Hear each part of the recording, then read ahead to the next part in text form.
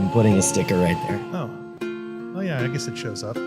I could just take it off and then stick it on the outside. There's 3 dudes on the Pink Boots. I know, it's great.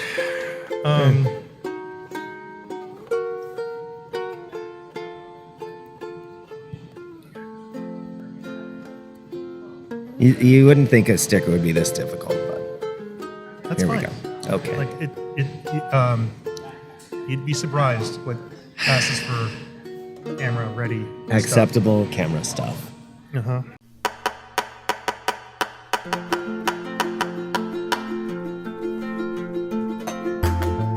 Arizona is a wildly beautiful place, brimming with over 100 brewing companies. I'm Rob Fulmer, the Director of Government and Community Affairs for the Arizona Craft Brewers Guild. I'm joined by Executive Director Andrew Baum.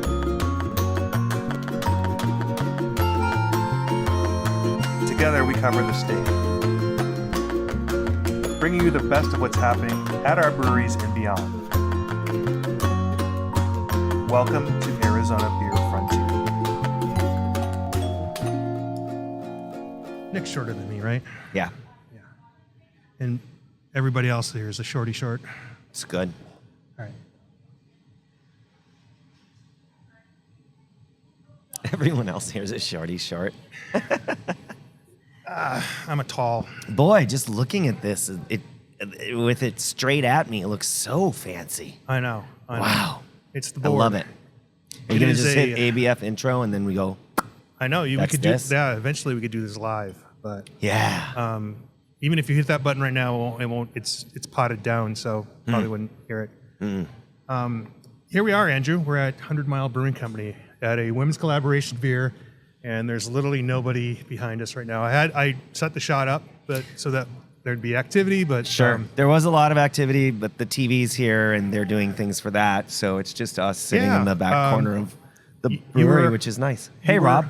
Andrew Bauman. Good to see you. Good to see you too. Today in the news, we are going to be slapped with 25% tariffs on stainless steel and aluminum. I'm not sure what aluminum is. Can you explain to me? Aluminum is the thing that contains almost every one of our to-go products. Ah, yeah, that's right. I remember now. And Jesus. you know, a company like Alcoa, Aluminum Company of America? yeah, gets at least 40% of their aluminum from Canada. That's true. And that is 70% of the can stock in the United States. Yeah. And you don't need 100% for the tariff to affect. You could actually have 0%. You could have all American aluminum if that even exists. I don't think it does, by the way, for this product. And you're going to price right below the tariff or right at the tariff level, and just say, hey, we're an American company, and you know you can wheel and deal on that price a little bit, and you're going to make a lot of money, and customers are going to pay for it. So you're saying that if you have purely American aluminum that is not subject to tariffs, you would raise your price to slightly below the tariff price. Right. Right, Well, because that's here's true. the thing: if you People are didn't- going to buy that because it's if- slightly lower. if you didn't do that, you would run out of aluminum. And as we know, it's not the price. It's being able to constantly feed the supply system. So if people call you and say, hey, I thought we were ordering some cans. Hey, we're waiting for more American stock. You're going to drop that number even if it saves you money. I mean, you need what you need when you need it. I mean, that's, you know, especially in these days where we're doing just-in-time inventory and nobody sits on that can stock for very long. That is a huge problem. I mean, people do warehouse cans.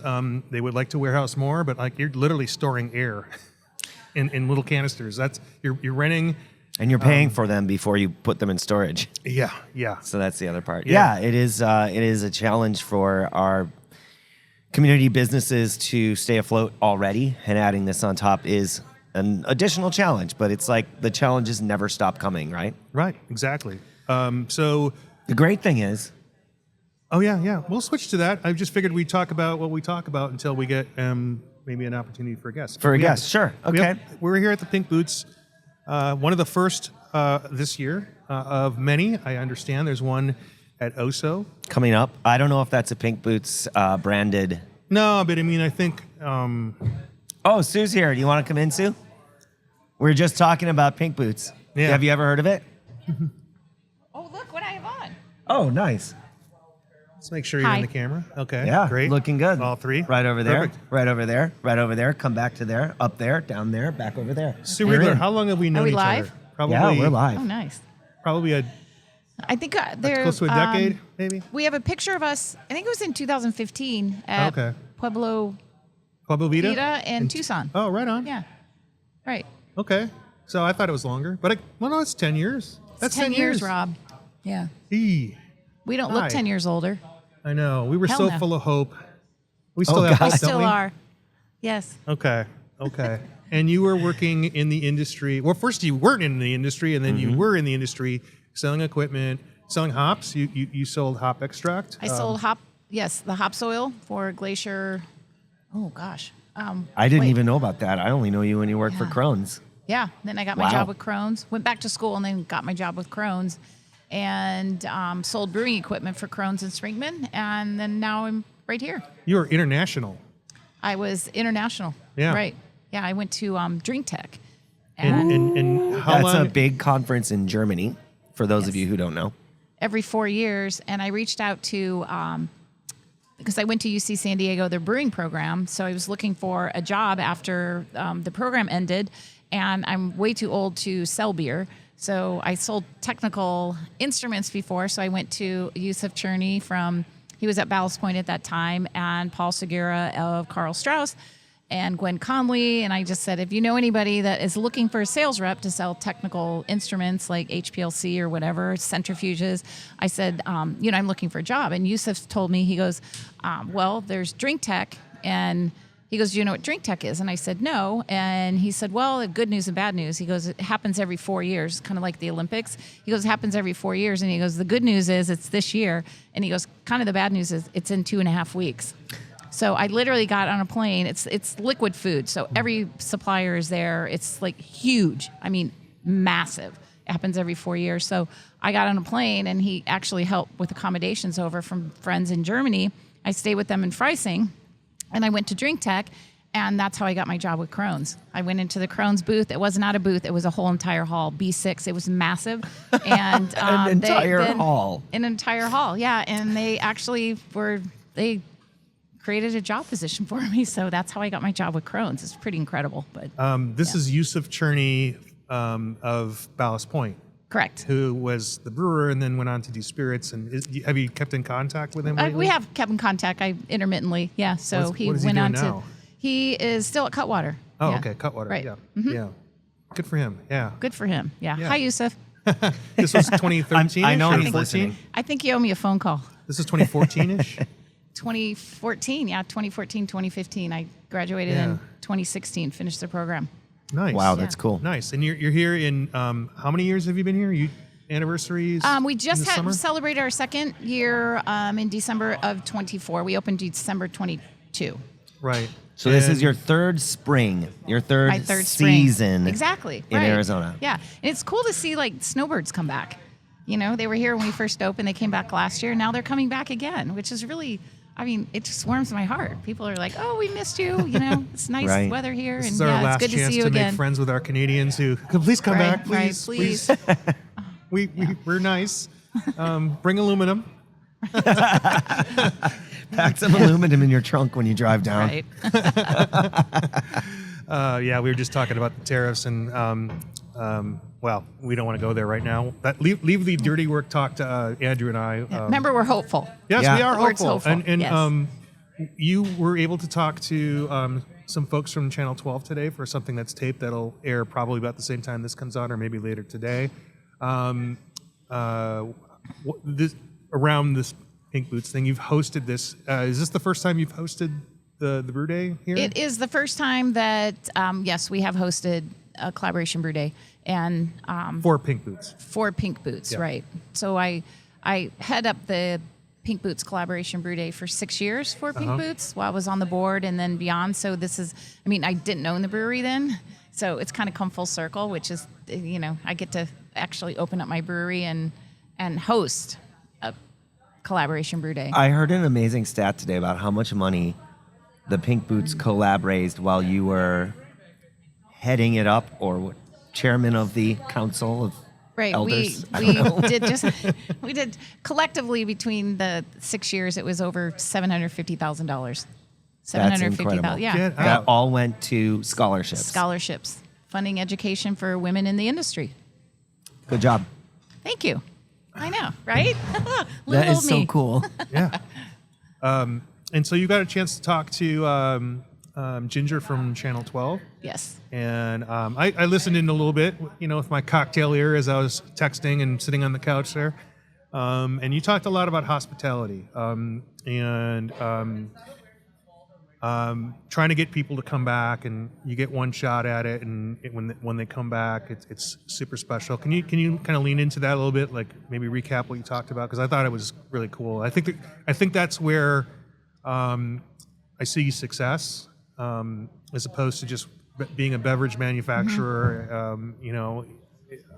I see great branding. I see a lot of effort. I see a lot of people, but really, when the rubber meets the road, we're all hosts. We're all trying to entertain people. We're all trying to involve them in the culture, right? Right. It's the industry we're in. We better be good at it. But no, Ginger Jeffries from Channel 12 is here. She's a meteorologist, but she also does feature stories, and she's a fan of 100 Mile Brewing. Right, she is. She comes in here, so we struck up a conversation. I was telling her about Pink Boots collab, and she presented it to her team, and they came out and covered it today, which is great. But some of the questions that she was asking me are, the challenges. What are the challenges, and what am I most proud of? So challenges is I had zero experience literally in opening up 100 Mile, and we have an event space, we have the production or manufacturing our brewery, and we also have a full restaurant. So those three components, one in itself is a lot, but to merge all three of them into 100 Mile Brewing, and so it's either sink or swim. So that's been the most challenging, is all the moving parts and learning. I mean, it's a lot. So continue to learn, and it's 24/7. I always say now it's 25/8. It's way more than 24/7. And then she asked me what I'm most proud of, and hands down, it's community. The community I'm building here. It's my heart and soul. It's my why. I mean, that's why I wanted to open this, and I think we've done a really, really good job of building community here in Tempe. Your staff, you have 7 or 8 people from your staff that are here today. Mm-hmm. Just not on the brewing side. Right. And they are like, they look at you, the way they look, like, it's wild. And also, they're loving getting hands-on with all this stuff. It's really cool to see, because, I did this long enough to have been through it, but coming from a different angle, like, you don't see it because you're already up there talking, but when you're looking at it from another side and you see how they're just so excited about what you're talking about, it's really cool. That is, you're right. I don't You're see it. building I'm a up hell there of a team. So, and that's something that we've continued to work on, is company culture here. In hospitality goes, it's front of house, it's back of house, and it's my community walking in the door. It's not just, take care of somebody eating hamburger here. It's company culture and how we treat each other, and it takes work. And consistency. It's like, I want to treat everybody the same. I want to treat everybody with respect, and I want them to treat everybody the same and with respect. So And it thank you seems for like saying that, because that's bring in- very important to me. It seems like you bring in, obviously, people who have had some experiences elsewhere, but then there are people that maybe they worked at some other places, but I'm seeing them for the first time, and so I do see it. As you develop this place and as you talk to people, what are some ideas that you've taken from other places and sort of brought into your culture here? What have I taken from other places? The thing that comes most in my mind is when I was opening this up, when Todd and I were opening up, and working for Crohn's and gone to 500 breweries on the West Coast, it was what I brought here was I wanted a vibe.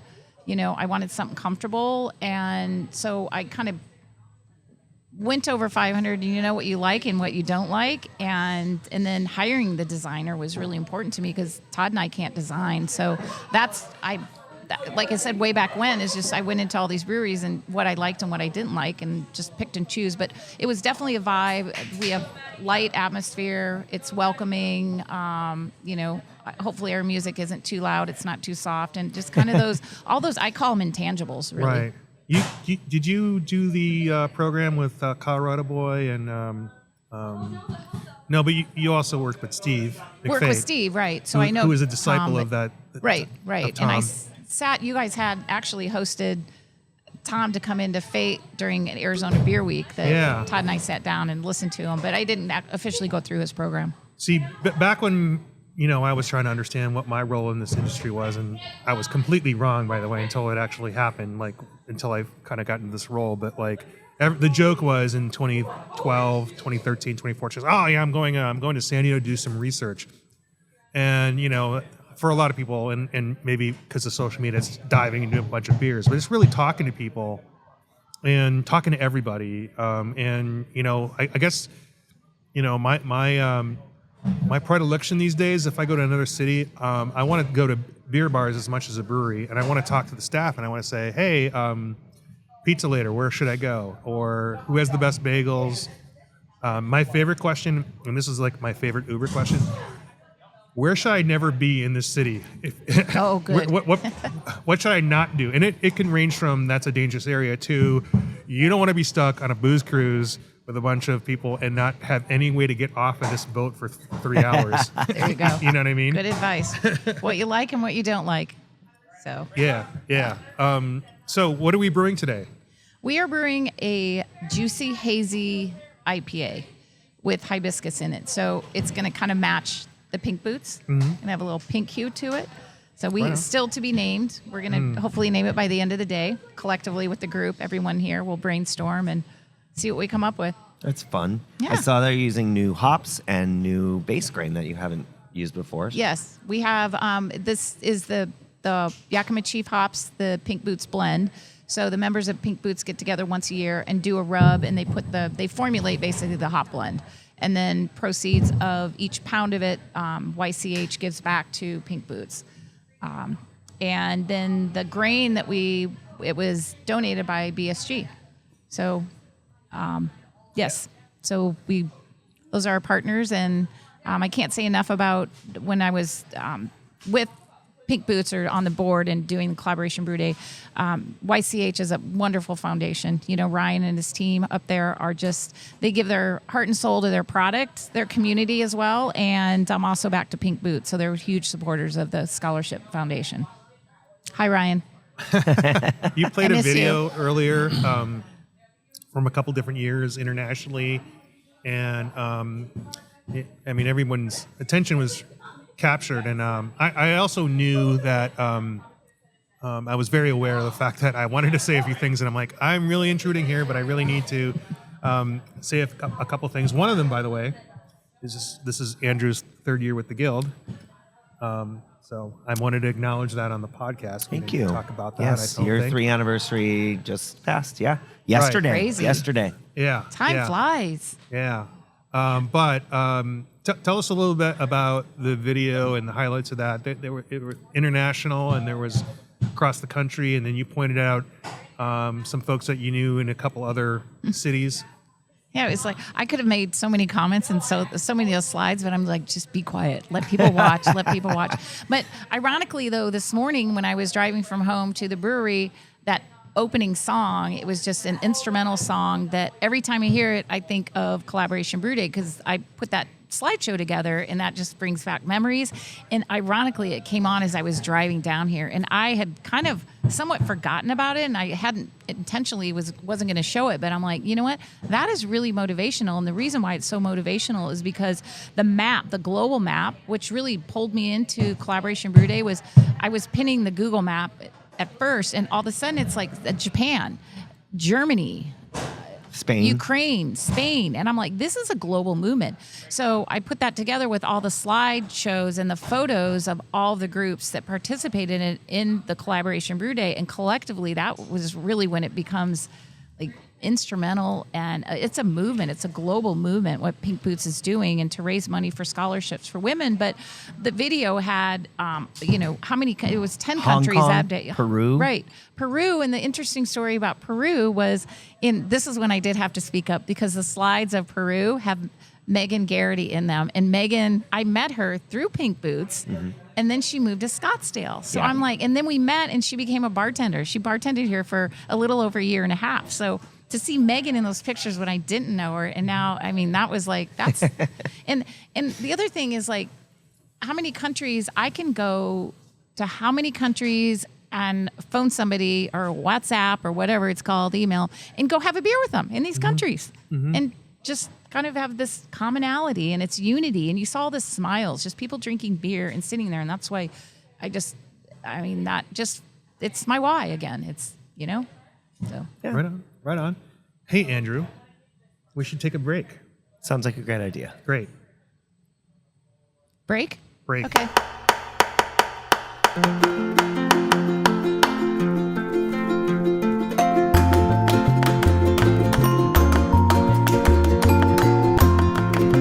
Welcome back.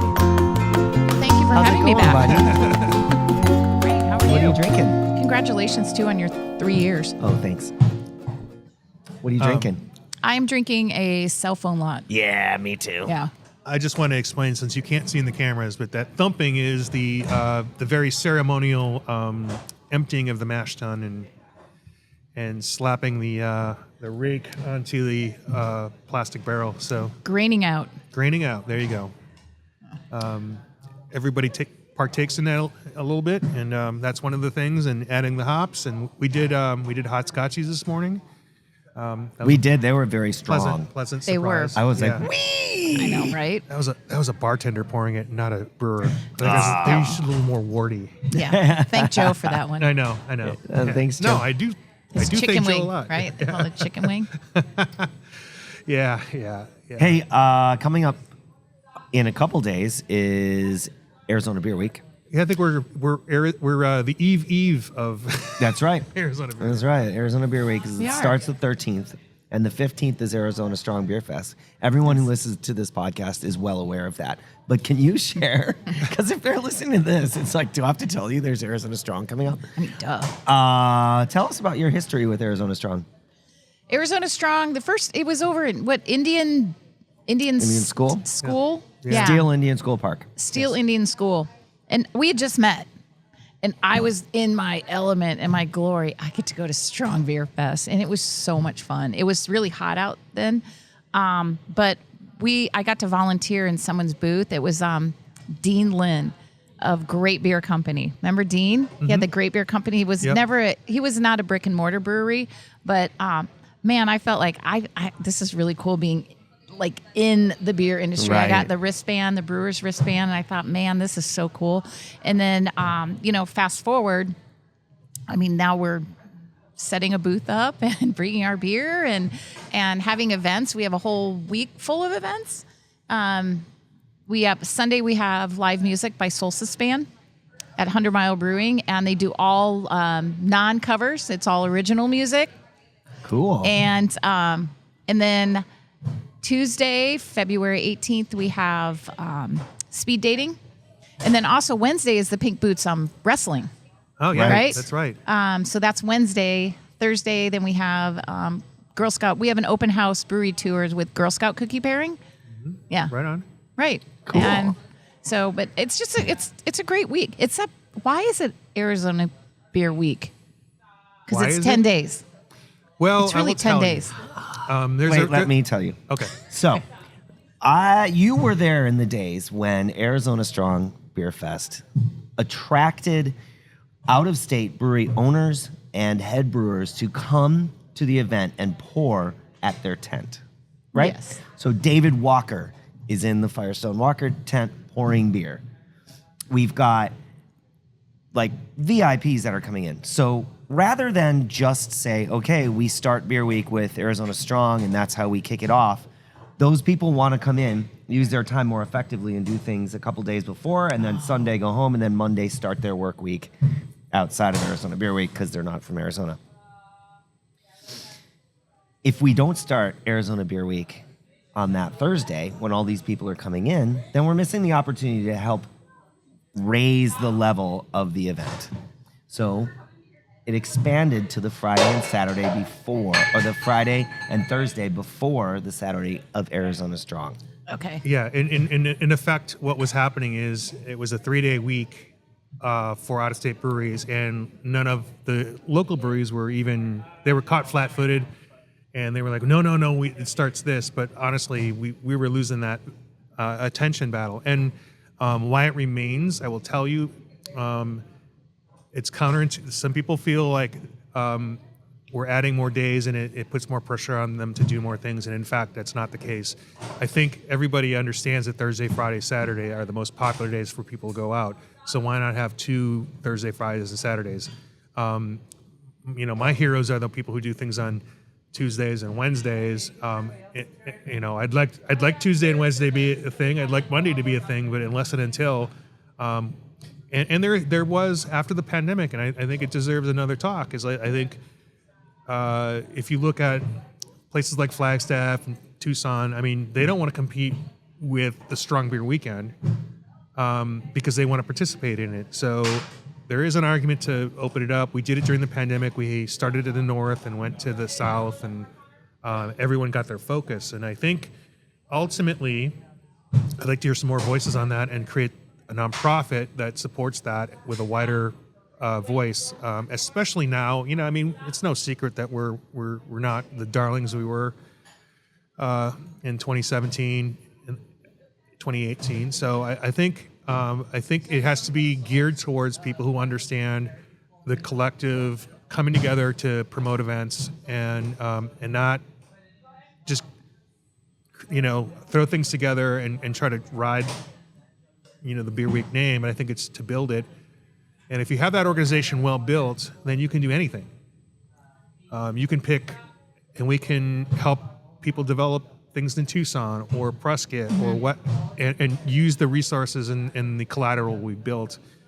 So it would be, Arizona Beer Week as a C3, but it could do anything, and it could also do things for wine or spirits if we get the right retailers and right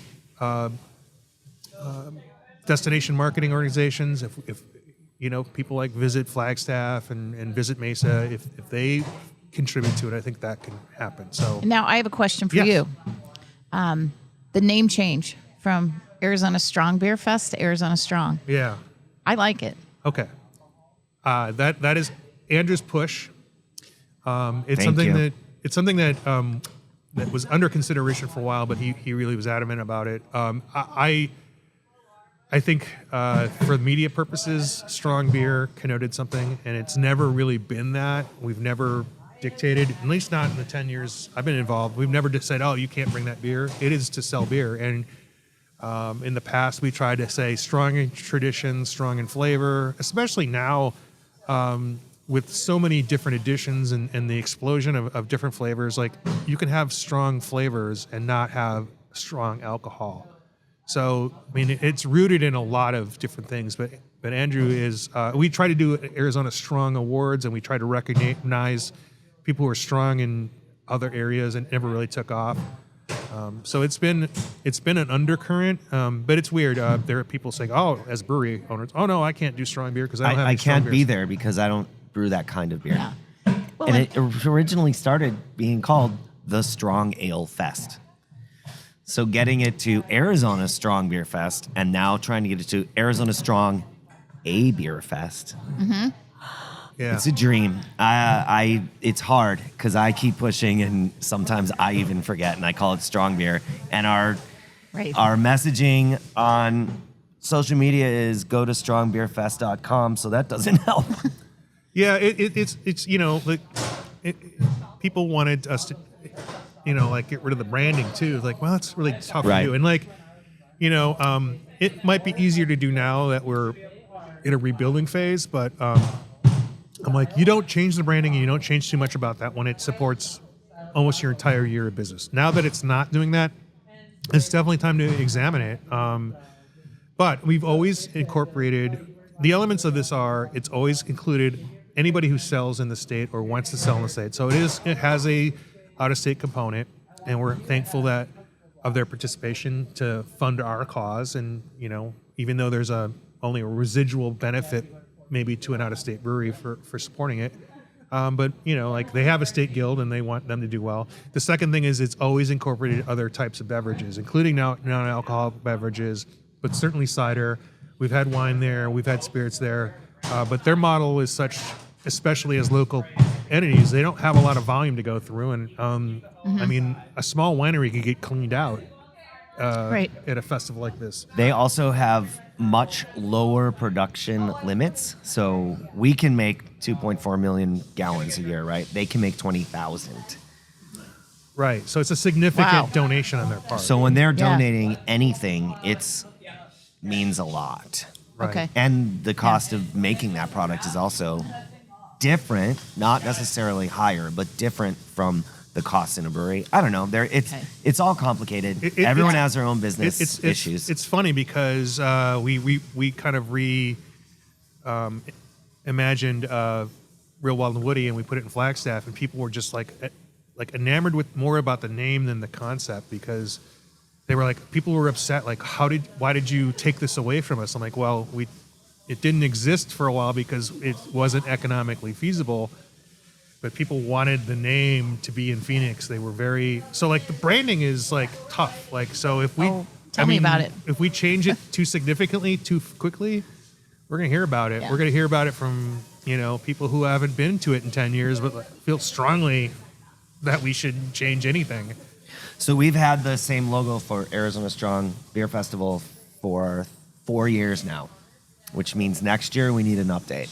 Yeah. Okay. And we added you know, we just had the strong man, we had the strong woman a while back, and we had some more ideas to sort of round that out because, yeah, I mean, we do need to. It may have the same elements, but it needs to be redrawn for sure. Okay. Yeah, We'll look forward to thanks that. for bringing that in. You're Yeah, welcome. I mean, What are you have- guys doing at Arizona Strong this year? I can't tell. Oh, why? No, we can. I mean, we're going to have. There's 7 people who are probably listening to this, so you Oh. can't. Well, That is you know not what? true. There are hundreds, but not thousands. I don't but know if we're going to have tens. the T-shirt gun, but we're going to give T-shirts away. Oh, cool. Do the know. T-shirt gun. Heck And yeah, then, that's well, fun. Yeah. Anyone, the 7 people out there. All Who has 7 of you. Who, Right. who has a T-shirt gun? No, we'll just get one. mean, Otherwise, we'll there's- just throw them out. But we're gonna. Yeah. No, we're gonna get. We're just gonna get some T-shirts away, and then we're also donating for the basket. You guys Oh, are doing thank that you. new basket. But Well, do I have to bring in a basket? We're donating Yeah. a brewery tour for 8 that you come in and Nick guides you through the brewing process. You know how beer is made. You get to be on the brewery floor with a table, and then we have small bites and pairing beer with some of our flagship beers. So this is the beer swag drawing. We don't use the word raffle because that would be gambling, and we can't do that because we're not licensed. We can't. No, We can don't do a gamble. drawing. Okay, drawing. So we have a drawing, and I've got right now about 25 breweries that are giving their Good. basket. So we're gonna have 25 different buckets where people can put their little raffle ticket, and it goes in that bucket, and then they are trying to win that prize. Do I have to bring it in a basket? You I have can an bring it envelope. in a case tray. I would suggest pairing a certificate with anything. Okay. A pint glass, a shirt, a hat, whatever, just so that there's a physical thing because people love that. They don't like putting their ticket in for just a piece of paper. Oh, you know what? I haven't. We just got these new Stanley mugs in that are logoed. I'll throw one of those in. Dang, that's gonna make it a really popular drawing All right. bucket. Okay, I gotta get Good. buckets. Do you have any Good. buckets around here? No. Hey, I've 5 gallon. I've got a quick update on the legislative front. 2905 is our bill, House Bill 2905, which is the lowering of the minimum gallonage required by breweries to make from 5,000 gallons to 1,000 gallon, which would help us maybe capture more people who have great businesses who want to add beer. It would also help a lot of rural breweries, especially since their opportunity to self-distribute is, challenged by miles, and it would really, I think supporting smaller breweries would really bring us back to the hospitality thing. Of course, anyone's welcome to make more than that, up to you did the gallon number. 2.4 million gallons, I think. Yeah. That is So- a guess. Don't Yeah. quote me on that. This So- is not my Andrew is giving out free legal advice. No, so that's our bill number for that. So But it's that's great. exciting. So I don't know if that makes a lot of people don't understand when you say we have a bill number. That's Yeah. a big deal. Yeah. So Like not having a bill number up until just right now. You heard it here live on air. We just got a bill number. yeah. It is a Okay. huge deal. Until then, we can talk all we want to talk, but until there's a number, Right. you could have someone that's ready to sponsor it, and it just floats into nothing. So this bill is sponsored by I didn't know that. Thank Jeff you. Winninger a legislative champion. He and TJ Shope are probably the two of the most successful legislators at passing bills. So very excited about that. He is a liquor license holder. He owns Dilly's Deli and Floridino's Pizza. I think in years past he's had a pizza truck at our. It will be there this year for nice. sure. Those pizza muffins. Floridino's pizza rolls. Yeah, pizza Muffins. Muffins. Pizza rolls. muffins. I don't know. But we're excited about that. And we also have our hemp bill 1556, adult hemp beverages, that is sponsored by TJ Shope. So we got some work to do. That's why I have to bounce later this afternoon. And one of the hemp bill is going to be heard on Thursday, and the Senate Regulatory Affairs Committee. So anyway, that's. But the things that we do for the last, I don't know, 30 years now almost with the Guild and me with 11 is the festival ticket buys us the opportunity to do these things on behalf of our businesses. And I would hope everyone understands consumers, and we can't run every bill, but we've been successful in passing every bill eventually. Sometimes it takes 2 years. And so we're hopeful on the hemp beverage side. I hope, here's a fact for you. 1,600 bills on average are introduced a year. How many do you think actually pass? 200. 200. 200 to 300. So that's 1 out of 8. Wow. And we've been very successful, and hopefully, and because we make we target our goals, but We make our bills pretty straightforward. right. But this They're- hemp thing and is it's not a a- big deal. Oh, that is a it's complicated one. complicated. But What do you got? Well, just to add to that, Rob, thank you for your years of going to the Capitol Hill and fighting, and for Arizona beer, and it's confusing to me as a brewery owner. I kind of have to have it dumbed down, and like, what should I be doing as a brewery owner? Who should I be talking to? Right. Because it's confusing to me. Yeah, and there are different strategies, and we've employed different strategies. I think a lot of people do remember when we did the beer bill to up the number from I'll do the barrels. It's like 200,000 barrels to support growth in our industry. It was locked down at 40,000 barrels, and it was done when Fort Peaks at the time had hit that mark. They had sold themselves to ABI, so they never even used the law that they qualified for. But it's allowed places like Santan to hit 40,000 without having any fear of repercussions. Mother Road is up there in the running now. Huss, The Shop, Barrio, Dragoon, all these players that are being Right, doing they some don't big have numbers. a Not ceiling that on their, high, but yeah. they don't have a ceiling on their growth, and we've defined what a small brewery is, and now we need to do that for wineries and distilleries, so they can have some success. So this new hemp bill, is that Yes. up with the bill that was that was back in 2015, 16? The one that passed? So there's a 2018 farm bill that federally allowed hemp to be a product that was that wouldn't fall under the cannabis regulations. Since then, people have been able to extract THC from that hemp. Famously in Minnesota, they've had it for a couple of years. 50% of their breweries now manufacture a hemp beverage. I'm not saying that's our future necessarily, but I think we want to give the option to any liquor license holder to sell it, and any brewery to have the opportunity to make it if they so desire. So that's the goal. It doesn't have a legal status here, and it doesn't have a regulated agency, and it doesn't have a clear path to enforcement. So currently, there are people selling beverages, and there isn't even a minimum age. And we want all these things, and we want clear labeling.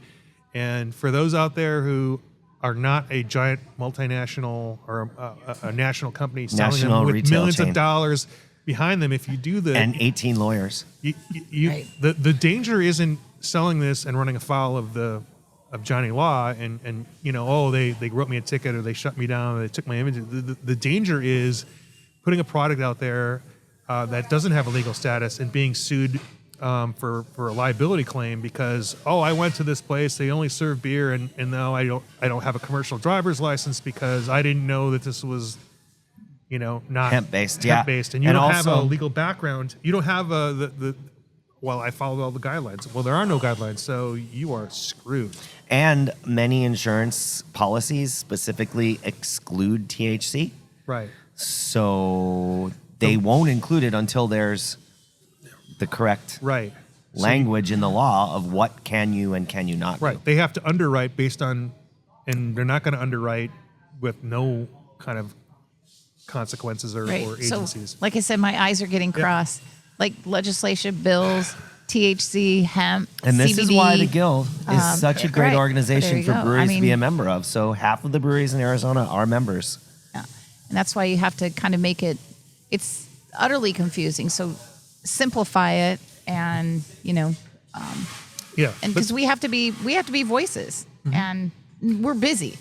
There- We can't go through what Right. you're doing. This is what Right. I appreciate what you guys are doing is for, all the Right. breweries to kind of, and you have our best interests. We wake up every day trying to make the beer industry in Arizona better. Yeah. Every single day. And that's why like the remarketing or the rebranding, not necessarily rebranding, but Arizona Strong, because that you can interject whatever in that you want, but Arizona Strong, I'm proud. I am so proud, and I love being in the city of Tempe. I love having my brewery in the city of Tempe, and I love being in Arizona.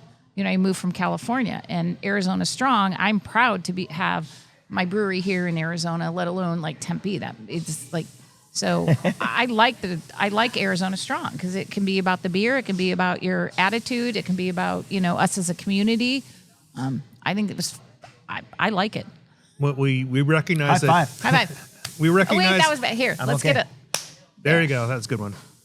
I saw the levels on that. Perfect. No. I mean, Arizona is a great brand, and that's what we want to lean into. And yeah, I mean, when I was down at the Capitol to talk about water issues, and it's not something that we have a particular stance on, other than we want it to be solved, and we want to take the best ideas that come out of the Capitol, and we want to celebrate them. And there are some breweries that are leaning into the water issue a lot, and we want them to. Continue to do that. But what I would tell you is, I tell the legislature, like, these are all people who are very proud of the beauty of the state. They lean into it, like they use the branding. So we're here because we're proud of the state, and we chose to be here as business owners. All of our business owners love the state, and they all pretty much lean into the natural resources and the natural beauty. So like that is a no-brainer for us to be involved with that. And so I think Audubon Society through Western Rivers is doing this for 9 years. The Guild has been a part of that for the last 4 or so. And I've seen different breweries take part every year. And to go back to your larger question, there are different strategies for passing these bills, and sometimes they take everybody to show up and we need to go to the public. But honestly, we take the approach that we know is going to take have the best chance of passing. So sometimes we don't have a lot of information on what we can get. We have a laundry list of things that we want, and sometimes when things are going south, it's an opportunity for us to get a few things. And I'm going to tell you, over the last 10 years, it's been all about the opportunity and not necessarily a strategy to, hey, we need to write letters, we need to get the public involved. It's really just understanding what the organization feels based on talking to the board and individuals, like what we can provide as a benefit for our members. Like, not everyone's going to use every benefit. Some of them are going to, Andrew, you mentioned that we only had glass growlers a lot at one point. Can you imagine if we couldn't use aluminum growlers or sell stainless steel growlers? Or I wouldn't have Only growlers then. glass. I wouldn't have them. I mean, Yeah. now, it seems like a silly, Right. antiquated idea, but it is the law until someone changes it. And who's going to change it? It has to be us. Yeah. It's Yeah. not like gas stations are going to rally together to get the Right. glass growler rule changed. Back when you were part of the Strong Beer as a volunteer, like, it was illegal for once you set up your jockey box, it was illegal to sample your own beer. Believe it or not. And that was only till a few years ago. Yeah. We in the meantime. Oh, you can now sample your own beer? I didn't know. You can do QA samples to make Right. sure that your jockey box wasn't jacked. Right. Like, you didn't Yeah. have a bunch Oh. of like solvents in there or whatever, or you just had a bad keg. So, and there's something that's always been available in the wine industry, and like, in the meantime, until it became apparent that we had the opportunity to change the law, what we did is we worked the liquor department. We said, hey, is this really your focus? I mean, what's your focus? Let's focus on that, and it's underage drinking. And by and large, I hope we've done an extraordinary job on that, so that it's somebody talking to them and saying, all right, what can we do? And it's getting the annual production numbers, or understanding that they see something out in the marketplace and they ask us, and then we go, hey, I don't know, but let me check with my members, and just get everybody to understand what their priorities are. And their priorities are to never be on the front page, to support their governor, to bring in revenue, and let our businesses survive. They don't want to be surprised, and we And don't want cut to be down on surprised either. underage drinking. Yeah. Right. So, And I mean, you can see how this could be a complicated thing talking to a licensing agency when you are a license holder.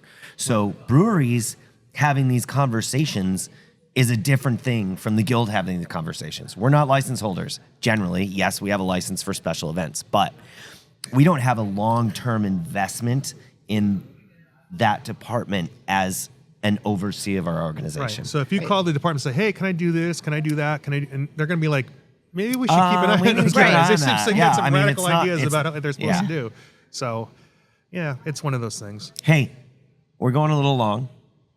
We're going long in the sense that I have to edit all this. So I appreciate that. And also in And the I could sense talk that forever. I have work to do today and I have to go. Yeah. I Thank you. cannot stay. I was just walking by to go over to the I know. event space. I and know. I'm We like, only here. stole you Good. for an hour. Just, Who cares? just a It's little fine. bit of Just time. come on over. No, this is great. Thank you so you much. won't even notice it. It won't hurt. All right. Hey, this is not a beer podcast. It is a podcast about beer. And sometimes the beer finds you. Yep, and you need to be found. And Uh-oh. I'm still. Oh, give me some You're beer. lost. And Look I'm at- not. Give me some beer. Not over the car, over the. Yeah. Oh, God. Okay. All right. All right. Cheers. Cheers. Rob will edit that real good.